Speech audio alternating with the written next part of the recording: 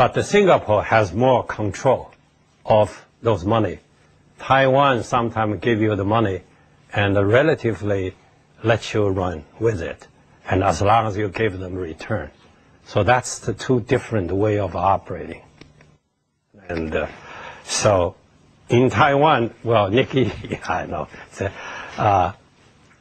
Then of course, Nikkei, because ex-IBM, and Morris Chang and him very well know each other well, and put some good word in. Then the government says, yeah, if you look at the government, if they got a whole pot of money, what are they going to do with it? Right? They have to invest somewhere.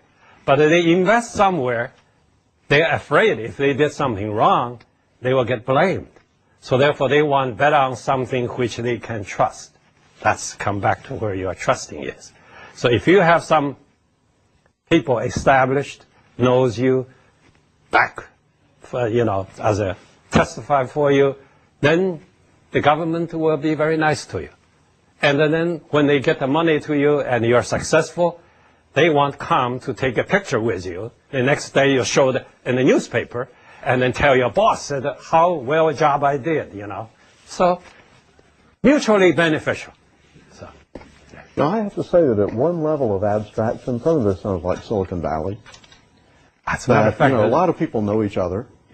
Okay, so there's this phenomenon where people are living up in the city but coming down to the valley to work, right? Sure. Now, the VCs are actually down here instead of up in the city. But what is it? Is it really just this, looking for big opportunities? What's the kind of difference? Why isn't Taiwan going to be the Silicon Valley of Asia? Okay, which would be a transition away from manufacturing and into kind of being the innovation center.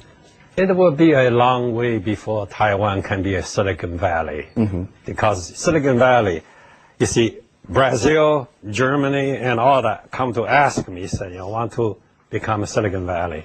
So I told them, I said, don't try to become a Silicon Valley. If you learn something from Silicon Valley, to transplant it into your area, can move you to a certain direction. That consider yourself success. If you try to copy Silicon Valley, it's very difficult. I said, first of all, you don't have such a nice weather. Okay? Second one, you don't have such an open society. Right? In Europe, my goodness, those guys are very, many ways, their tradition and all that. You go out and here's a church, there's a Mozart, there's a Beethoven, who the heck I am, okay? So, and then there's people also that way. So it's difficult, right? And then, of course, then you have Stanford and Berkeley. They keep each other honest. And this kind of university, you don't find it in other places. So you have all this, and then with the VCs. No place had a VC like that. So I said, with all this together, tell me where you're going to find all this. If you don't have that, you don't have Silicon Valley. If you don't have Silicon Valley, is that the end of the world? No. You can take whatever Silicon Valley's good things to move you to the area you want. That's what you ought to do.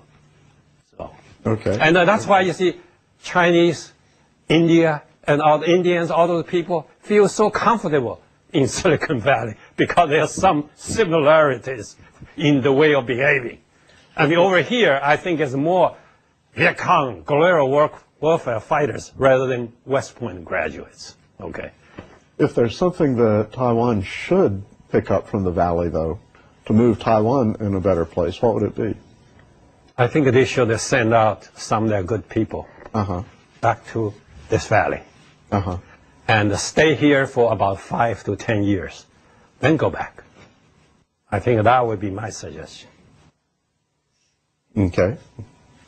Very practical. Other comments, questions? So due to some political situation in Taiwan, I realized that there is something like military duty for Taiwanese as well. How does that play into the role of bright people coming out to the valley? Well, the military duty, let's see. You see, you have escape for that. Because if you work for Italy or work or something, you don't have to go to military service. But you used to have to work 6 years. You see, I stayed in Taiwan 6 years. I told myself, look, don't complain to me about you served in military. I served the same length 6 years here, okay? So therefore, you have one way to do that. On the other hand, the military service is only about 2 years right now, right? 2 years in your whole lifetime is not a big deal. As a matter of fact, in those 2 years, it may train you physically pretty good. Mind-wise, maybe not getting any smarter. But so that's not too bad. I don't see that as a big deterrent. Yes. I just want to comment that people who get into graduate school at Stanford Yeah. Have a year of military service pardoned. They can come to the U.S. after 12 months of military service from the Republic of China. Ah, okay. So you see, I told you, if there's a law, you always find some solution. Bevan, I want to say that just to validate what you've said, because we didn't discuss this in advance. What you have said, the kind of picture that you have presented, is a really clear representation of things that I've heard from a number of people over about the last 10 or 15 years. I think it was 1997. I happened to be on a panel with Morris Chang. And Morris said, the problem with Taiwan people is they're too entrepreneurial. Nobody wants to sit around and build a $6 billion company. They're looking for the next new fast kind of option. The point about the venture capitalists moving kind of toward traditional industries, again, to look for the best, quickest business opportunity, as opposed to really wanting to change the world in some way, right? Maybe that's where the really kind of desire to build something big, really how you're going to change the world, is kind of That's part why, of that. yeah, that's thing you're right. I think sometimes I often wondered, does where you live really affect you that much? Probably. Taiwan is a small island and has about 1,000 earthquakes per year, and you have typhoon and all that. So therefore, the mountain is very steep and go up, and so the water comes down, immediately goes out to the shore. So everything is short, small. Therefore, you don't look at building a big thing. So suppose if you send the people from Taiwan into U.S., into other place in the bigger area, and then changing a little bit in the viewpoint, that's very helpful. So do you think that these cultural differences are I think it has a things lot we of, can overcome? I think you can, but invest time.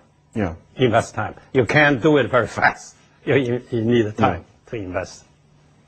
Okay. We've got some refreshments outside, and we'd like to continue our discussions informally. This has been one of the most enjoyable and, straightforward presentations. I'm really glad you're representing your own point of view and not somebody else's. Bevan, thanks for a great talk.